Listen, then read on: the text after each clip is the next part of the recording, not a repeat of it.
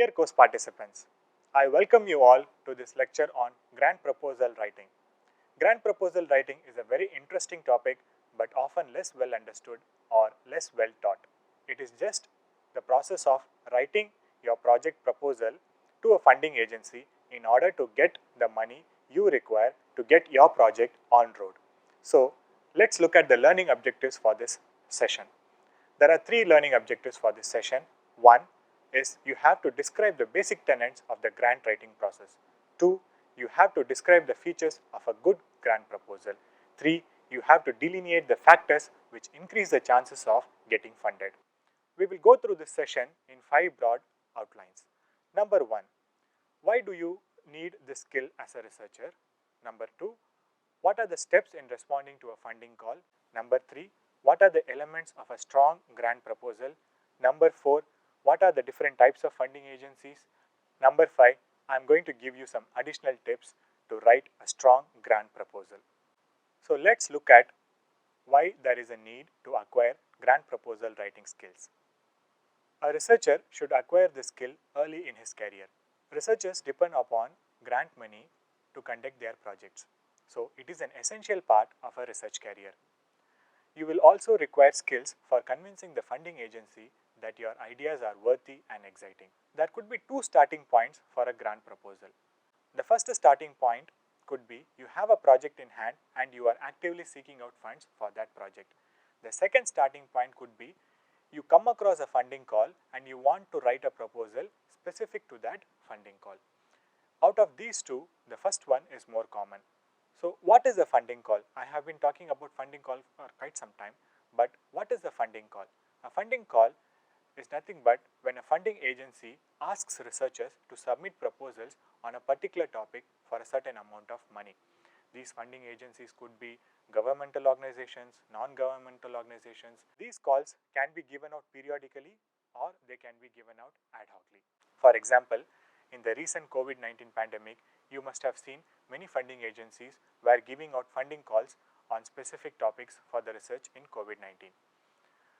These funding calls may be known by other names like request for proposal, call for funding, etc. They all mean the same, so please bear that in mind. How do you respond to a funding call? How do you go about? Generally speaking, researchers have a generic proposal in hand and they are actively trying to look out for funding calls. Once they get a funding call, they will try to modify their generic proposal according to the needs of the funding call. These funding calls may reach you through your colleagues or institutions, or you can also check the websites of these funding agencies regularly so that you can keep yourselves informed of the latest funding calls. Once you get in touch with the funding call, the first thing that you need to do is read the guidelines of the funding call thoroughly. Now let's move on to the next session, which is steps in responding to a funding call. So what are the different steps that you must go through in responding to a funding call? So this flow chart shows you how you progress through the different steps. First, you have to decide the type of project that you are going to submit. Secondly, you have to find the different funding agencies which will be suitable for your project. Tailor the proposal which you have in hand to the specific call. So as I said before, researchers generally have a standard proposal in which the different parts of the methodology are written out, and then they try to modify this generic proposal to the requirements of the funding agency. Then we submit a letter of inquiry or a full proposal. Sometimes some funding agencies ask you to submit a letter of inquiry. Once they think that your idea is worth, they will ask you to submit a full proposal. Sometimes funding agencies straight away ask you to submit a full proposal. After this step, the funding agency reviews your proposal and then gives a decision. You can either accept or decline this decision. If you accept the fund, you have to complete certain formalities and then carry out the project. At the end of the project, you have to submit the final report. So let's see these steps one by one. The type of project that you are going to submit is important. Is your research a pilot project or a full-blown research agenda? Is it a postgraduate thesis or a postdoctoral research? Is it a fellowship at an institution that will support your work, or is it a multi-year clinical project with multiple staff members? So try to fit your research project into one of these categories and try to find the funding agency appropriate for that type of project. You can refine your research topic by asking yourself these questions. Why is this topic important? What is the relevance of my topic? What are the different hypotheses that I am trying to prove or disprove here? What are my research methods? Am I going to use qualitative methods or quantitative methods or both? Am I going to do an observational study or am I going to do an intervention study? These questions will help you refine your research topic. The next step is to find funding agencies suitable to your research topic. Now I know this is a time-consuming task, but it has the potential for great benefits later on. Now try to prepare a list of all the possible funding agencies which are suitable to your research topic. You can ask your colleagues, you can go through websites, you can perform a Google search, you can talk to reviewers who will be able to find out the funding agencies which are specific to your needs. Match the proposal to the priorities of the funding agency. Now how do I find out this? If you go to the website of the funding agency, you will find an about page where they would have listed their priorities. So make sure that you go to the about page of the funding agency and try to read through their priorities. If your proposal matches the priorities of the funding agency, you have a high chance of getting funded. Please remember, even the most appealing proposal in the world is unlikely to succeed if not sent to the right agency. So make sure that your proposal fits the priorities of the funding agencies. Now, what are these funding agencies and how do I know about them? There are many sources of information like databases of funding agencies. We will look at them in detail in the later sections, but for the time being, you can remember that there are several types of agencies like government institutions, ICMR, DST, DBT.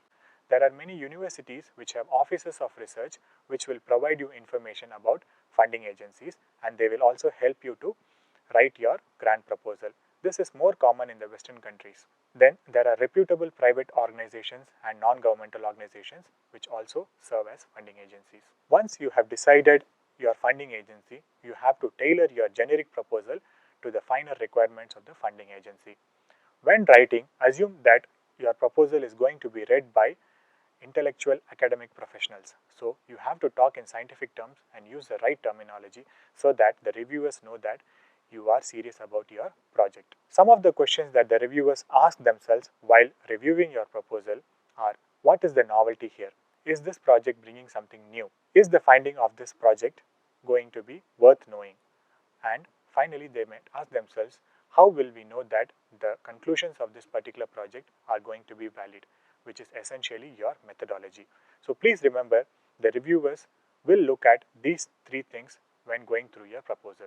What are the next steps? So once you have your proposal ready as per the guidelines of the funding agency, get it reviewed by your peers, colleagues, mentors, or even reviewers. Once it is done, they will give you constructive feedback and valuable inputs to increase the strength of your proposal. Following this, you can submit the proposal to the funding agency as per the guidelines given out in the funding call, and then you have to wait for the decision. Once the decision is out, you can either accept or reject that decision from your side. If you accept the decision, administrative procedures follow. These usually involve filling up forms, furnishing bank details, etc. etc. After you have done the administrative formalities, you carry on with your project, complete the project, and provide progress reports. And at the end of the project, you have to submit your final project report to the funding agency as per their requirements. So briefly, these are the different steps that are involved in writing a grant proposal, carrying out a project, and submitting the final report. Now, let us look at the elements of a strong proposal. Now, as I promised previously, I am going to walk you through the different elements of a strong proposal. What makes a strong proposal? A strong proposal is a proposal which has a high chance of getting accepted and funded. So, most researchers seek funding from several different funding agencies. So, they have a proposal ready in a general template. Once a funding call is received, they modify this general template to suit the requirements of the funding agency. Your general proposal should explain your project to an academic audience. So make sure that you are using scientific terminology and the proper words that communicate your project proposal. So these are the different sections in which you can organize your proposal. Some of the standard sections are cover letter, title page, abstract, introduction, literature review, project description, budget and justification, timeline, and references. And in the previous lectures, you might have seen most of these sections, but the section which is specific to a grant proposal is budget and justification. And so we will discuss budget and justification in detail in the next few slides. So when preparing the budget, make sure you read the agency's guidelines and agency's requirements for preparing the budget. Tabulate in a spreadsheet under different heads and categories. We will look at the heads and categories in the subsequent slides. Add unit cost and the number of units and the years of the project. So unit cost is the cost per item and the number of units is the number of units of that particular item that you require. And for how many years do you require that item? Add justification for each item and follow the rules of purchase and recruitment. The agency will have certain rules to be followed for recruiting personnel and for buying equipment. Your institution will also have rules for recruiting personnel and for buying equipment. So make sure that you stay within those rules. And please avoid math errors in the calculation. These are the different categories under which we can budget a particular item. So broadly speaking, there are three categories, that is recurring cost, non-recurring cost, and other costs. Under recurring cost, you have to include staff or personnel and consumables. Under non-recurring cost, you have to include equipment, and in the other cost, you can include travel and overhead charges. Now, there is a different type of budgeting that some funding agencies require, which is called task-based budgeting. So instead of putting the items in the budget, you put tasks in the budget. For example, the task may be conducting a field survey, the task may be developing information, education, communication materials, something like that. So make sure that your budget meets the agency's requirements. This is a general template for a budget plan. So as you can see, the first column contains the heads, the second column contains the item, the third column contains the justification for that particular item, the fourth column contains the unit, the fifth column contains the unit cost, the sixth column contains the quantity, and the final column contains the total cost. Let's look at staff. So you will need staff members for your project, right? So you have to justify in detail why you require that staff member. It might be a laboratory technician, it might be a field worker, it might be a data entry operator, it might be a scientist B, C, or D. So any staff member that you want to recruit in your project should have a proper justification. Be explicit about the skill sets that are required for this particular staff member. So mention the degree which that particular person must have, mention the number of years that that particular person must have, etc. So budget only for the period required. You may not require this particular staff member for the entire project duration. For example, you might need field workers only for the first 3 months or the first 6 months. So budget only for that particular period. Show people who are already on regular pay as zero cost. If your institution has an administrative person who will be assisting you in your project, but he is a regular employee of that institution, you can show that employee and put the cost as zero. This increases your chances of acceptance because it shows that you are willing to commit other resources as well. Consider outsourcing or consultancy. For example, if you are trying to design a website for a project, instead of hiring a web developer, you can outsource this task to a consulting agency, which will bring down the cost of that particular task. And as you must be knowing, staff constitutes a major proportion of the budget, and that is where the most common cut happens. Here, I have shown you an example of a staff budget. So, in this staff budget, there are two members, scientist D and technical assistant.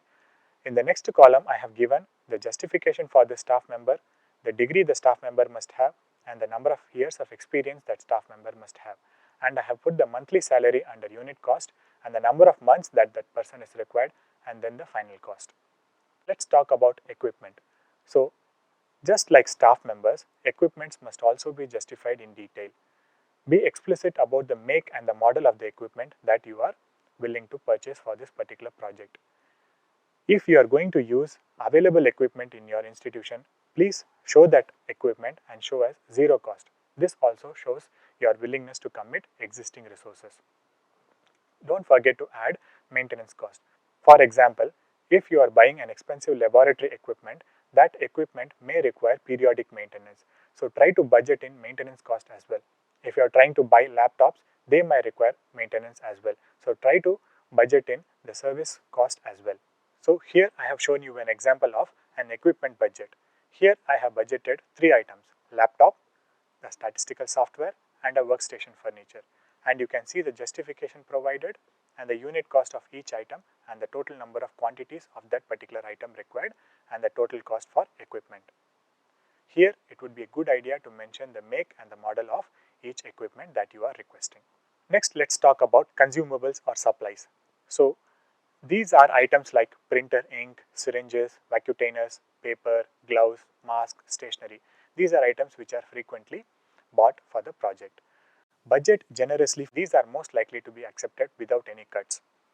If you are going to buy supplies which have an expiration date, please make sure to buy these items evenly spaced out over the project period so that they don't get expired before the project is completed.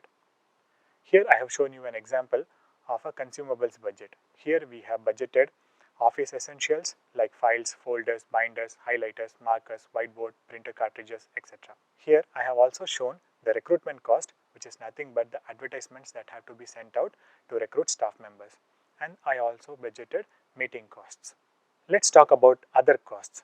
Under other costs, you can include travel costs, consultancy charges, and institutional overheads. Institutional overheads are nothing but a certain amount of money which is given to the institution for providing services to you like space, electricity, telephone, water, vehicle. So these are the privileges or the facilities that you enjoy as being part of that institution.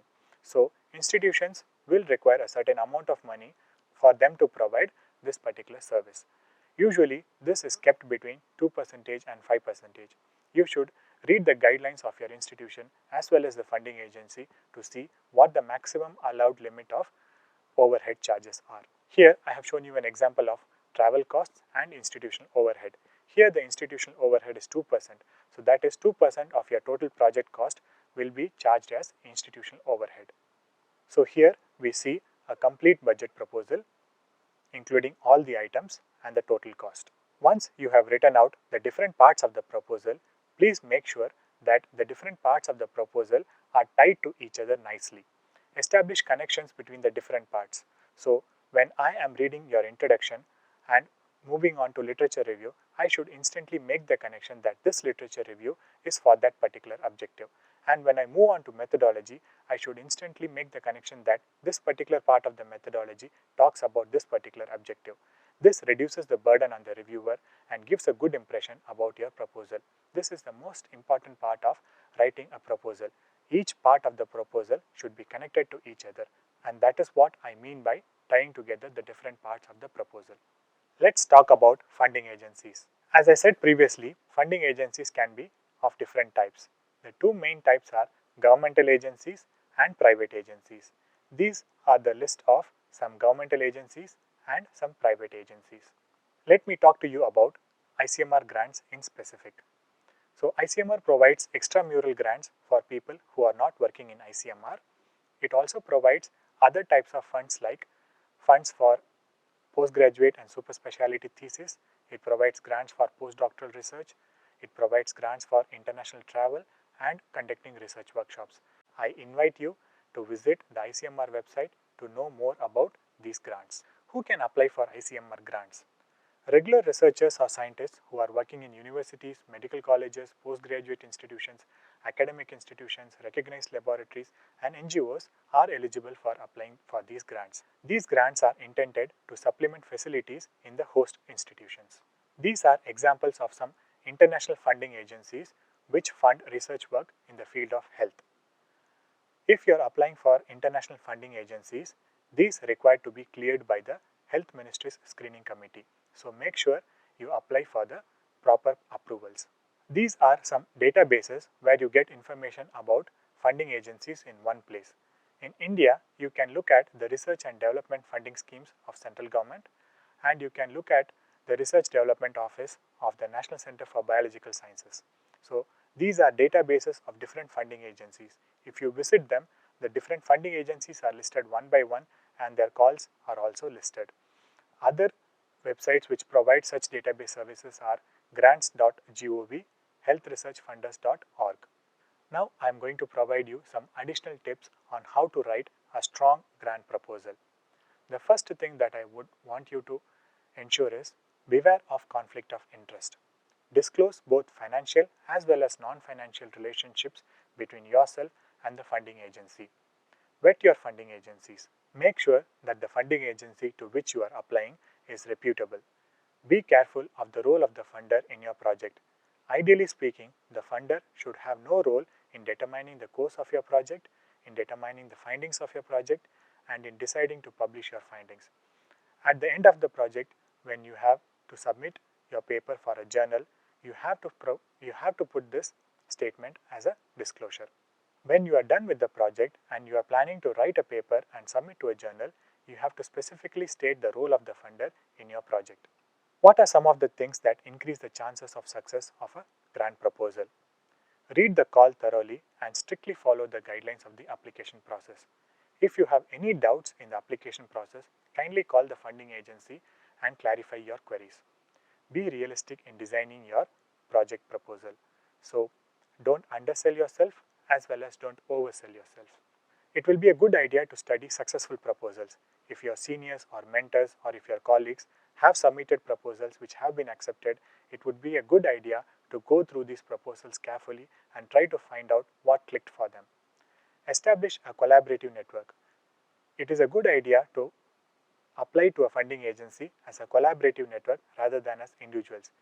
If you can set up a collaborative network of professionals from different institutions, you have a higher chance of getting funded. For example, you can involve different departments of your institution or you can involve different institutions. It is also a good idea to involve a multidisciplinary team. So, different people from different backgrounds add value to your proposal and increase the strength of your proposal. So, you can include a basic scientist, you can include a statistician, you can include a social scientist, you can include an economist. It is a good idea to establish a good track record in research and then apply for funding agencies. Funders are more willing to provide money to researchers who have a good track record in research. So, think from the funder's perspective.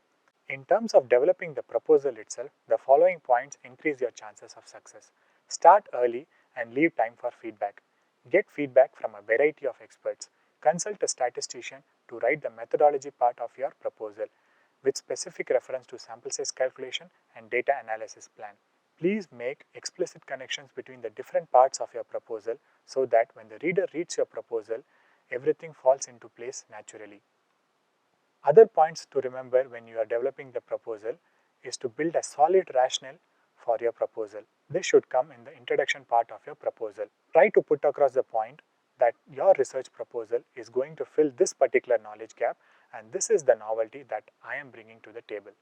Highlight the impact of your work in terms of societal benefit. Some funding agencies specifically look into this part of the proposal. Is your proposal going to make a social impact? Is it going to be beneficial to vulnerable sections of the population? Is your proposal going to benefit large sections of the society? If you can convince the funding agency that your project proposal is likely to have a societal benefit, it increases the chances of success. Make sure you make the budget appropriate and with strong justification. As I said previously, try to show the funding agency that you are willing to commit resources from your institution in addition to what the funder is going to give you. Make sure that your administrative parts are in order. These are the documents and forms which are required by the funding agency as well as your institution, such as bank details, mandate forms, consent forms, etc. etc. Please remember, developing strong proposals takes time, effort and experience. So practice makes perfect and developing a strong grant proposal is no exception to this rule. I want to leave you with these take-home messages. Grant proposal writing is an important skill. Strong proposals require practice. So if you get rejected at first, please do not despair. Strong proposals require time and practice, and it is a skill that can be acquired. So please practice, repeat, review and revise and resubmit. If you are a beginner, I would recommend that you start small and establish a good track record of research in that particular area, which increases your credibility as a researcher and increases the chances of acquiring funding in future.